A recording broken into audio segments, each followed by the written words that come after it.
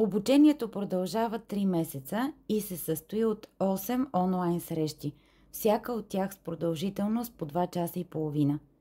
За този период от време ще се научиш да изграждаш цялостен процес по подбор, да провеждаш уверено интервюта, да анализираш и оценяваш кандидатите, да привличаш правилните хора за всяка вакантна длъжност в организацията, в която работиш.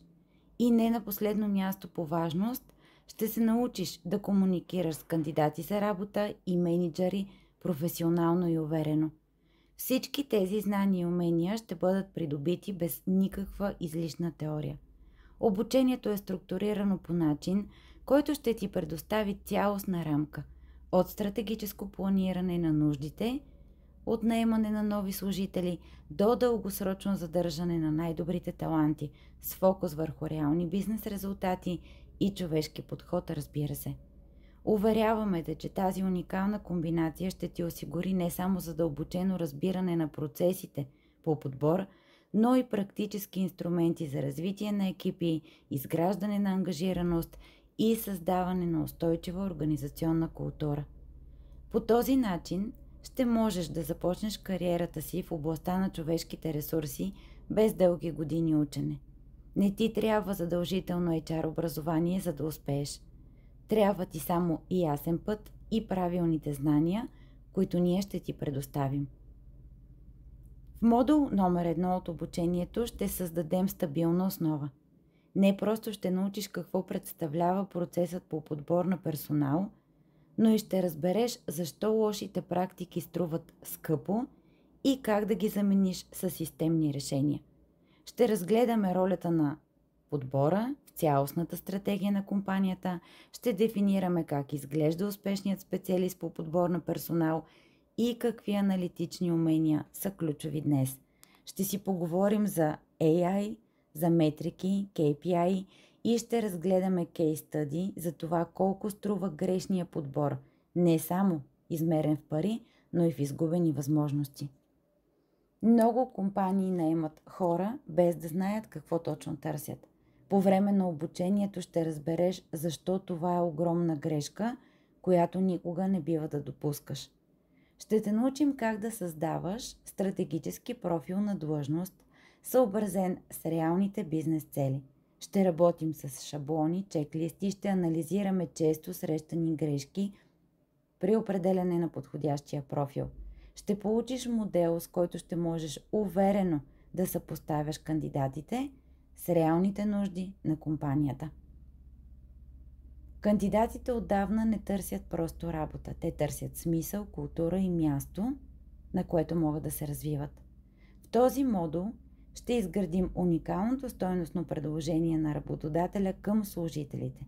Ще анализираме защо хората искат да работят или да напуснат дадена компания и как можеш да създадеш обява, която не просто информира, а привлича и вдъхновява.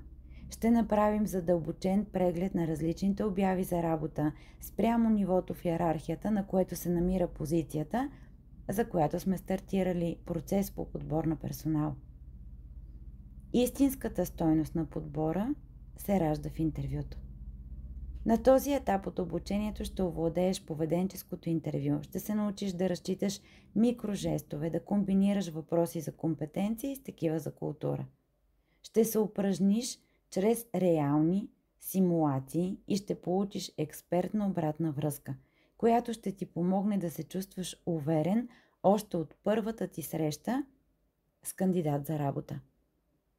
В следващия модул ще навлезем в практиката. Как четем автобиографиите стратегически, кои платформи работят най-добре, как да намалиш личните предразсъдъци и как да създадеш собствен модел за преглед на CV-тата, който работи за теб, а не срещу теб. Ще работим с реални примери, ще тестваме инструменти и ще изградиш личен метод, който можеш да започнеш да прилагаш веднага. Следващият модул е за тези от вас, които мислят дългосрочно. Тук ще те научим да прогнозираш кой кандидат би останал по-дълго време, кой ще напусне и защо. Ще анализираш опит, постижение и културна съвместимост и ще вземаш по-добри решения. Не с цената на времето, а използвайки по-добри въпроси. Ще можеш безпогрешно да идентифицираш бъдещите таланти на компанията още преди да ги наемеш. По време на нашата опознавателна среща ще получиш изненадващи допълнителни модули и ресурси в видеоформат под формата на подарък. Не ги обявяваме публично, защото се грижим за тези, които ни се доверяват. Като финални думи, които мога да ти кажа, е, че когато разбереш как да промениш процеса по подбор в една организация, ще промениш и екипа, и резултатите, които твоите колеги постигат.